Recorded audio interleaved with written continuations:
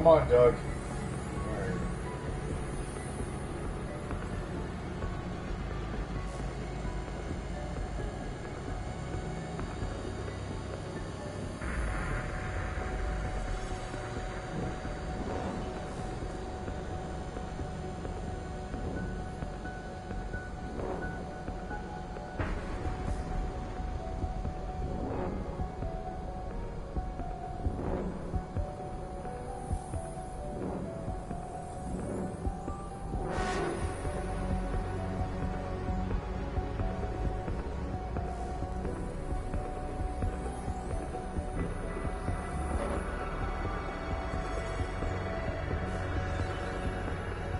Being in Montreal, man, everywhere you go in that city is naked. Naked, everything. The whole street, the whole entire place that I saw. Anyway, you walk down the street and you look into the sky and there's naked women dancing. You look into the gutter and there's a naked woman asking you to give her money. You look into the windows and there's toys and magazines. It is a great, great city. I love it.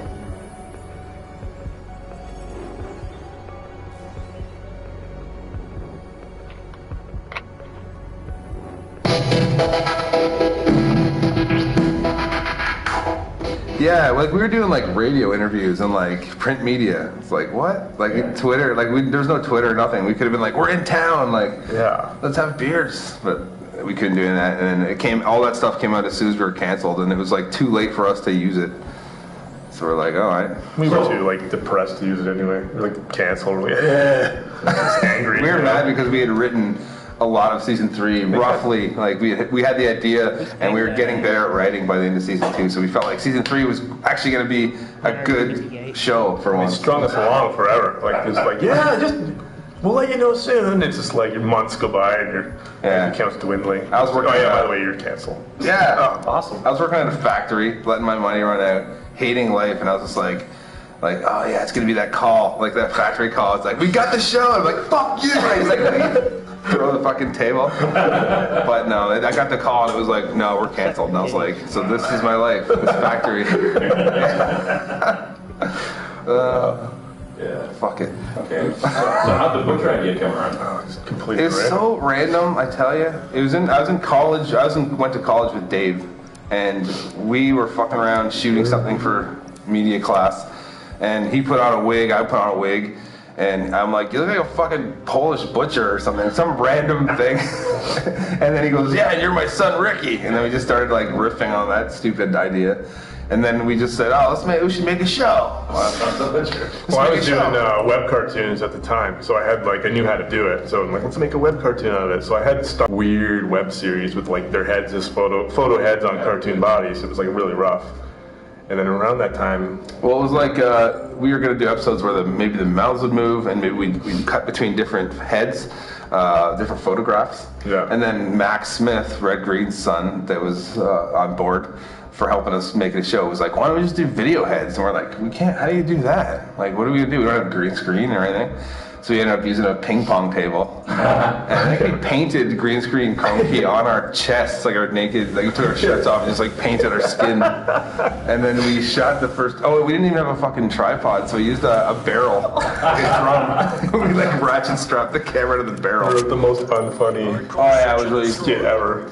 We brought it to Teletoon to show them this demo we had made. And we meet with the girl, we sit down, there's some presentation just ended, so some dirty table, put the laptop down, the power goes out in the hall, and we're like, she's like, I just gotta go, and I'm like, no, we'll show you. It was like really rushed, remember? Yeah. Then we finally played it for her, and she was like, it's not funny, but I like the look of it, we'll talk, and she like left, and then that led to her eventually saying, we'll pay you some money to make another one, like a real one, like a 10-minute demo, proper. So how did you guys get funny? Or I guess you did, and that's why you're Yeah, it was all like on our own, like just doing it ourselves. And Steve Smith from Red Green was helping us bridge the gap to we'd never done a meeting with a production exec from a network or anything. So he kind of went and vouched for us and got us in the door. And then I think we gave them two different demos, and they liked the look because it was weird and different. But they kept saying the writing's not there, because we hadn't really written any comedy shows. They're also like, well, who's going to be in it? We're like, well, us. Like, what have you guys done? Nothing. So they need names, eh? So Yeah. we went, so they had a meeting about potential shows. Did we have a show then? Or what was that meeting for? But we showed up in full spandex. And we walked in the meeting, we played for the, like, the story of Son the Butcher. That happened? Yeah. Welcome to the Steeltown Psychic Expo. Ladies and gentlemen, Psychic Gloria Bland will now be helping audience members connect with spirits of loved ones that have passed over to the other side. Damn! I got tingles! I see a woman appearing to your left. Yes, I don't know her. No, it's a spirit. I believe it is your mother. But my mom's still alive. Yes, of course, you didn't let me finish. It's more of a mother figure, actually. Well, it could be my dead dad. He had a motherly figure. Yes, it is your father. He says, "Hi, son." Weird. That is so him. Bitch, you ain't for real.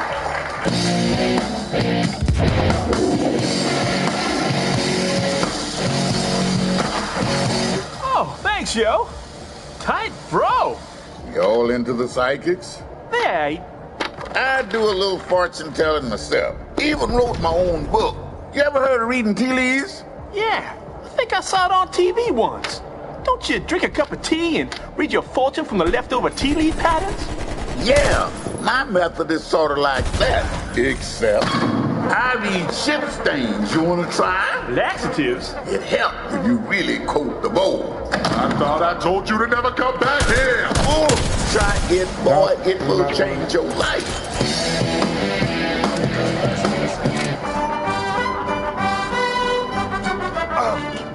Unbelievable! I only came for the free food, and this Chinese food sucks! Hey guys, you gonna join us later at Jacko's Bar for the End of the Road benefit concert? Whoa, concert? Yes, and all the bands will appear on a charity video. Complete the mission. John Bob motherfucker. Don't get cocky. We need to repeat that performance. I'm not being cocky. I shot his legs.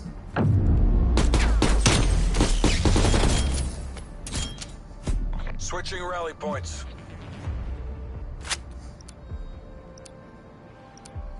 What is the most right thing to think of? Wipe out the objective. Charges acquired.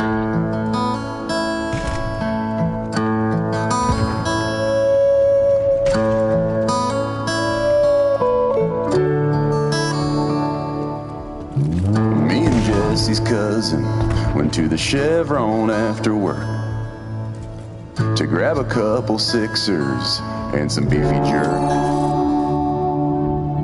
The man behind the counter said he'd like to see ID.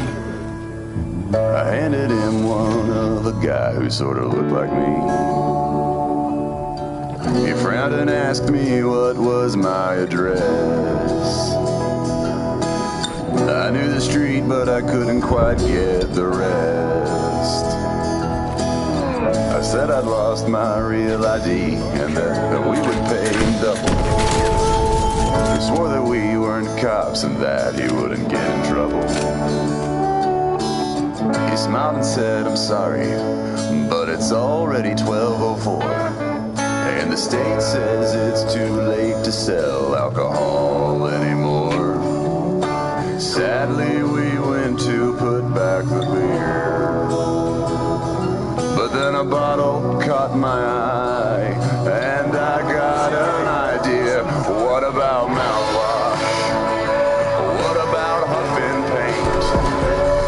You don't need ID to buy it, and you can't arrive too late. What about mouthwash? What about smelling glue? If they say you can't. Switching rally point.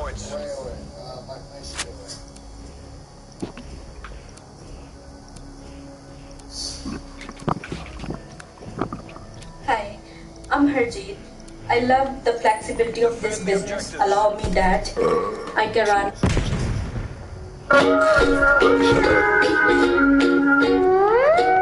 Hi, I'm Trevor Moore, and I just saw the hit documentary Super Size Me, where filmmaker Morgan Spurlock ate nothing but McDonald's fast food for 30 days to see if it really is healthy to live on such a diet. Well, today, I'm going to try the exact same thing, except with whiskey.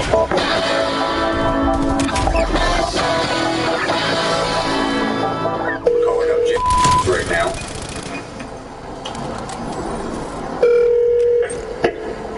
Hello, and thank you for calling Jim. Sorry, this is Bethany. How can I help you? Hi, my name is Trevor Moore. I am doing a documentary on whether or not it's healthy to drink nothing but whiskey for 30 days. Please hold. Hello? Hi, my name is Trevor Moore. I'm doing a documentary, kind of like the Super Size Me documentary, but what I'm going to do is I'm going to drink nothing but whiskey for 30 days. And I'm not going to eat food, I'm not going to drink other drinks, I'm just going to drink whiskey for breakfast, lunch, and dinner. And just to see if that's a healthy way to live. What do you think about that? It's not. You shouldn't do that. Well, then why do you guys say that everybody should do that in your advertising all the time? We don't. We've always taken a very responsible... Whatever. Okay, so it's day one, and I just woke up, and I'm feeling pretty hungry, so made a big glass of whiskey. So here we go. Start down the hatch.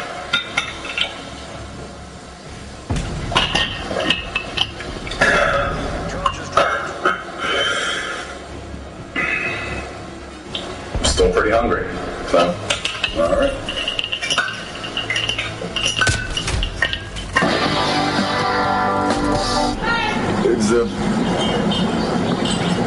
Today is already day 2, and you can tell that it's not good for the already not good for the body. It's harder to drink it now, but I'm hungry. So.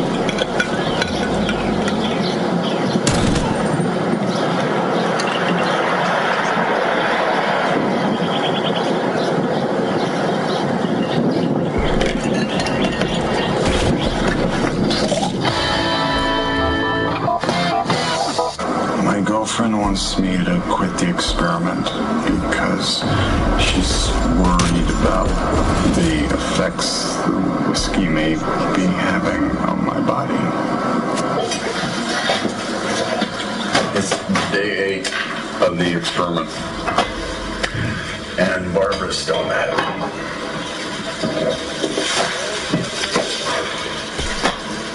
It's only a week into the experiment, and it's already having an effect on our sex life. You made out with the coat check girl. Yeah, with the coat check girl. That Cody. I'm not sleeping here. Cody Ann. We went to dinner. You can see down here that I've got a pretty bad bruise on my right side. I woke up this morning and had that there. I can't help but think that maybe a cause of the chemicals in the whiskey that are having an effect on my liver inside of my body. Hey, you guys think I can jump all the way down these stairs and land on my side? Take off your ammo. We're going back in.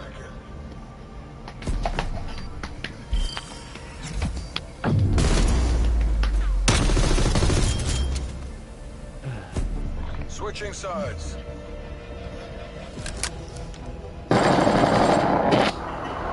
Ladies and gentlemen, I am pleased to be here today to present to you the future of the Kornheisen Brewing Company. This new product is going to revitalize our sales throughout the country and bring us a brand new generation of loyal customers. I present to you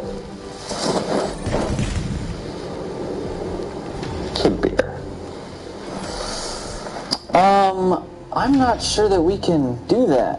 Why not? This will make millions, billions. People love kids. People love beer. Put them together, kid beer. But will kids like beer? Of course they will. It's highly addictive. I don't know. Look, up until now, nobody has been marketing beer to children. Yeah, what is that? I feel like there's a reason for that. And here's the best part. There's absolutely no reason for that. Well, why don't I just Google it quick just to make sure? No. Look, nobody ever got anywhere in life by Googling everything they did to make sure it was okay. Yeah, those guys that made all that money off Google, they didn't Google shit. Isn't that why they ID people at bars and liquor stores? They don't do that anymore. I haven't been ID'd in like 15 years. Why don't I just Google it anyways, just to make sure? Get away from the computer. You know, there's something about this whole thing that just doesn't sit right. Look, Darren, are you a lawyer? Well, no. Then you admit that you have no idea what you're talking about. Hey, you're right. Listen, even if there is some sort of glitch, we get legal to throw everything we've got at this problem, make it go away, and we are going to get the kids of this country wasted. Who's with me? I love playing on the swings, puppet dogs and fangs, and beer. I love kid beer. Kid beer, beer for kids. While the legal battle rages on in the courts, the damage may have already been done. Kid beer has become the third most popular product in the United States, behind only water and cheese stings. Playgrounds are empty, schoolyards are abandoned, and bars and saloons are filled with the pitter-patter of little feet. As everywhere at any time, little kids are getting plowed. I woke up covered in throw up. I punched my mom. I broke all my toys. I used to have fun drinking kid beer. When I have to drink kid beer, that's fun. Can't even watch cartoons anymore without having a kid beer first. Kid beer ruined my fucking life by fucking nothing. I am a prick. A stupid, selfish prick. A worthless piece of trash. Don't be so hard on yourself. No. I came in here with a straight face, and I sold you good people kid beer. But Bill, kid beer's made us billions. Yeah, I bought Google. Kid beer is worthless. It's nothing. You son of a bitch! Wait. Let's hear him out. Charges acquired. I came in here selling you people kid beer. But what I should have been selling was baby beer. Baby beer. Beer for babies. Are you tired of the same old? Then crack open an ice-cold bottle of baby beer. Baby beer. Beer for babies. And now they've made beer for babies.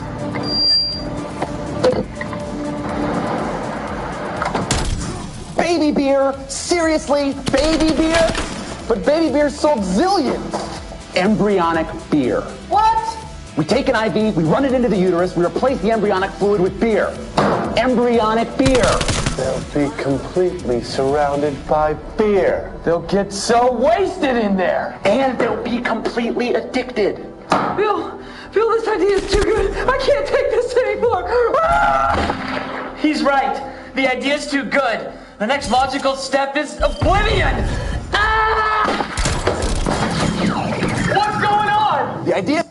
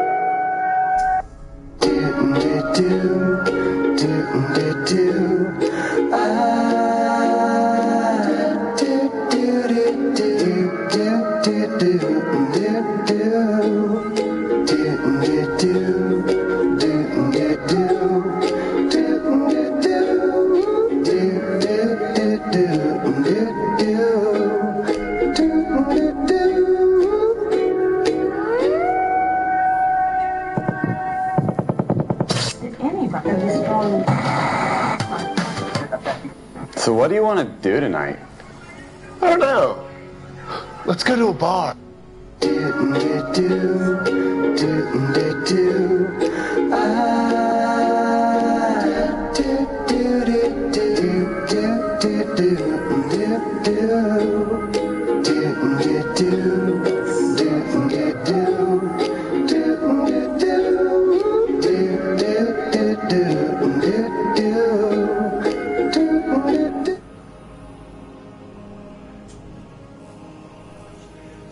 What's probably the horrible thing you could hear?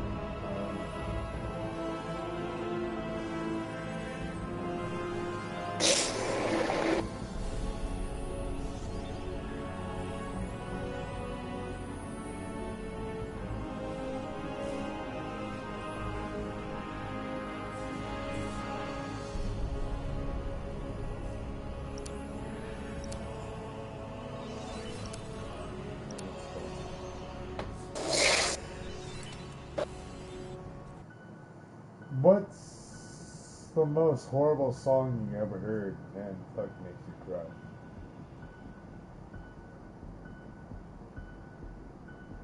I could do that.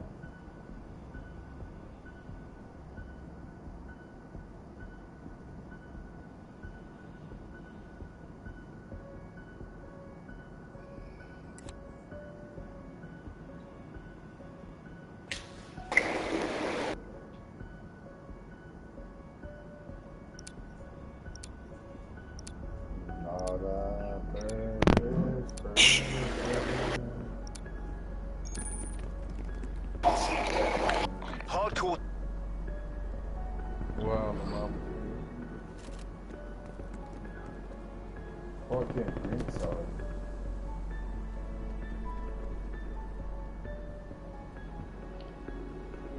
Where do I go? Where do I go?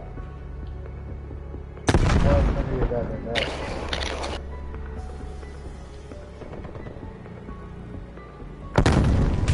What's happening? I'm Brandon Novak.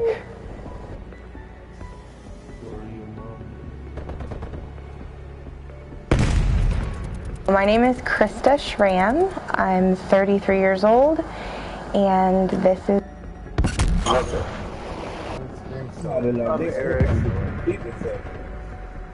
What's happening? I'm Brandon Novak. Some of you guys might know me from those movies Jackass. You might know me as a former professional skateboarder. You might know me from those TV shows Viva La Bam. You might know me as the author of that New York Times top 10 selling autobiography addiction memoir titled Dream Seller. But what I am is a person in long-term sobriety. I'm in recovery, and I keep that first and foremost throughout anything I do, because I've seen in my story, in my experience, what happens when I put my sobriety second. I lose it all. And I don't even lose it all, I give it away. You know, I hear people say I lost the career, the wife, the kids, the home. I didn't lose anything. I gave it away happily and willingly. As a matter of fact, I can take you to the street corners in Baltimore City where the new owner still resides. You know, that's the reality for an alcoholic like me. Who you're looking at now, what you see and what you hear is not what you would have saw or what you would have heard 2.5 years ago when I walked into my 13th inpatient treatment center. Had lost count of outpatients and detoxes. My mother had bought me a plot. People had taken life insurance policies out on me, and I was on life support for 7 days. Did things in life that people equate to success and happiness. Things that most would dream of doing. In reality, on paper, a very successful individual. A millionaire 3 times over at the age of 20.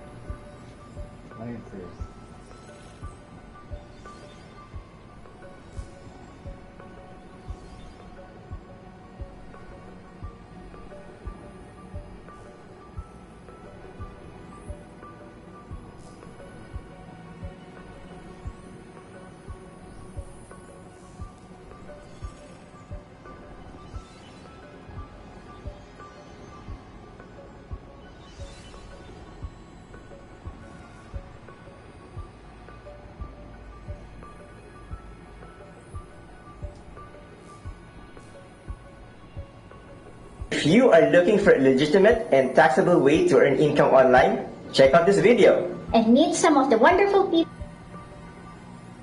Can I get a radio check? Are you the tower? Yes, sir, that's correct. Honolulu Tower is now online and active as of 0305 Zulu. How are you doing today? Doing just fine. Do we have a flight plan or anything, or we just gonna fly around? Roger that. Your voice transmission is giving me a mild form of radiation cancer. It's coming in very choppy, but advise when ready to copy your IFR flight clearance. I have it ready. I really can't hear you. Can you say that again, please? Yes, sir. Besides the cancer part, I have your flight plan ready. Advise when ready to copy your IFR flight plan. Just give me 1 second. Roger that. All right. Ready when you are. Roger that. What is your call sign, by the way? I'm sorry, I didn't quite copy it. Lima Mike Romeo 68. Okay, roger that. Lima Mike Romeo 68. You are cleared IFR to the Honolulu International Airport as of the Ray 6 departure after flight to maintain 5,000 expected full flight level 25010 minutes after departure is on 125.35 squawk 7500. We'll need fullback required. Now, let's go fast. I better catch it because there's a problem with the mic. Okay, roger that. We'll run it by you one more time. November Lima Mike Romeo 68. You are cleared to the IFR to the Honolulu International Airport. Yeah, I'm just yanking your chain, Captain Boss Man. You're go ahead and clear for a southeast-bound departure VFR. Maintain VFR. The J3 Cub overflying Honolulu, NOP 59213, checking in. This is Honolulu Air Traffic Control Center Tower. You need to check in, sir. You're not authorized to be doing what you're doing currently. I hear we have a jet just spawned in. Yes, hello. This is Honolulu Air Traffic Control Center. State your full aircraft identification and social security number so I can get you here filed in the air traffic control system. Sir, that was a demand, not a request. Proceed. Alright, listen up here, all pilots. If we don't get some goddamn communication going on in this server, I'm about to walk out of the air traffic control tower, and then you will all be crashing into each other because you'll have no vector assistance. Tower, this is Blue Angel 6, ready to put on a show for you. Park at the ramp, request take off to the north. Blue Angel 6, I'm going to ask that you remove your microphone about 10 to 12 feet away from your mouth. That came in blaringly loud. I'm now bleeding through my right ear. But Roger, I have you in sight. What was your flight request for today? We're going to be taking off to the north. God damn you. Blue Angel 6, roger that. Advise when ready to copy your IFR flight plan. Trying to put on an air show. I don't think we're going to be IFR. I really don't care, sir. Just advise when ready to copy the IFR clearance. Ready to copy tower. Blue Angel 6, you are cleared IFR to the Honolulu International Airport, northbound departure, climb maintain 3,000, initially 5,000, 10 minutes after departure, 125.69, squawk 7600, full readback required. Squawk 6004, 125 something, sounds like Plan Chief. Blue Angel 6 readback is perfectly correct. You are clear for push and start. You're an F-18, so you probably won't need a push, but I said it anyways. Advise when you're ready to taxi out to the active runway. Contact me on this frequency. We have a J3 Cub flying at the tower. Abort your maneuver. November Oscar Papa 1559213. You cannot be doing this, sir. You need to abort. Blue Angel 6, we'd like to amend your flight plan. Clearance advised, ready to copy. This will be a new flight plan involving hostile activity. Ready to copy. Blue Angel 6, we have a bitch-ass J3 Cub that just flew over the tower, proceeding southbound right now at about 500 feet. You're cleared to proceed direct to that aircraft and eliminate that target at all costs. Squawk 7500. You want me to squawk 7500? Yeah. Alright, roger that. And as you heard there, November Oscar Papa and the J3 Cub, I'm sending an F-18 up your way, so you can expect to get dicked here momentarily. So if you want to cease that flight activity, that would be good. Now would be a good time. Otherwise, you could say goodbye to your life. That's a very weird way of saying it. Alright, Blue Angel 6, we're squawking 7500. Can you confirm that? Let me check my radar screen 1 second, please. Blue Angel 6, that is confirmed. I have you as a squawk code 7500. The aircraft that we have instructed you to intercept has just touched down on the runway parallel to yours to the left side. He's stationary at this time, so if you want to re-amend your flight plan back for that IFR northbound departure, that is approved as requested. We'll keep an eye on this bitch ass over here on the runway, and if he tries to take off again, we'll divert you to him. Roger that.